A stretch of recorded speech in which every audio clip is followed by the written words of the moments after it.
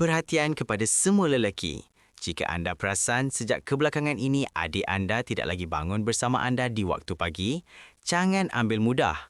Ini mungkin bukan sekadar keletihan biasa, tetapi petanda saluran darah anda mula tersumbat.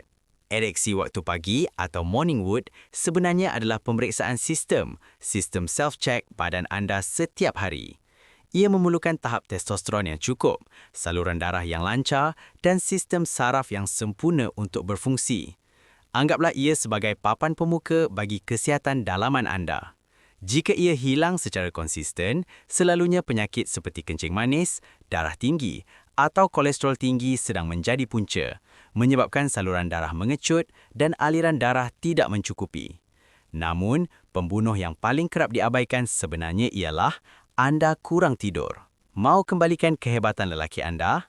Suplemen yang paling mahal sebenarnya adalah tidur. Pastikan anda mendapat 7 hingga 9 jam tidur yang berkualiti supaya hormon testosteron boleh mencecah tahap kemuncak pada waktu subuh. Apabila tidur anda cukup, ia akan kembali secara semula jadi.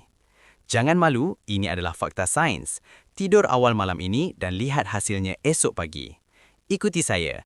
Jom rungkai formula kehidupan.